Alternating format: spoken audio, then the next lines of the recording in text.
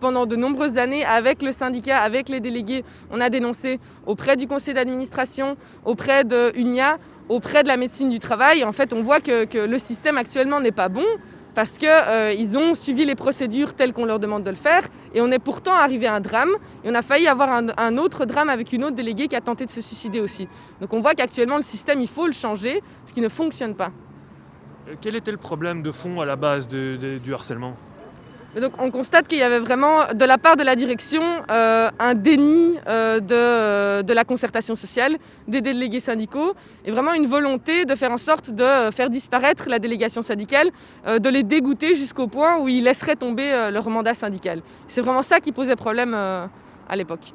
C'est quelque chose de répandu dans les administrations communales ?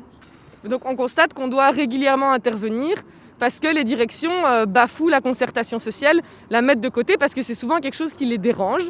Elles voient ça comme une façon de prendre leur autorité dans la SBL, alors que voilà, c'est un système qui est mis en place pour faire en sorte d'améliorer les conditions de travail dans l'institution, faire en sorte qu'il y ait un bon dialogue entre les travailleurs et la direction, pour faire en sorte aussi que le travail soit le mieux effectué possible.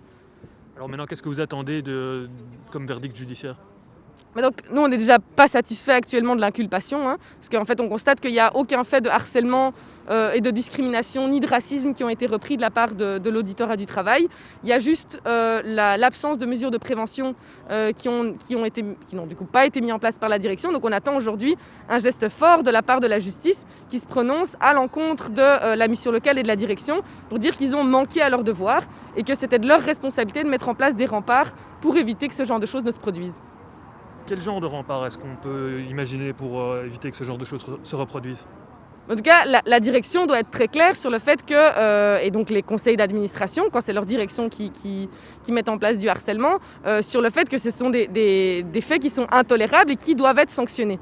Et donc, très rapidement, les conseils d'administration doivent prendre des mesures de sanction par rapport à tout ça, d'enquête et de mise en place de formation, si nécessaire, au sein de la SBL pour gérer les conflits et autres. Mais ce qui est très clair, c'est qu'il doit y avoir des sanctions par rapport aux personnes qui commettent ces infractions.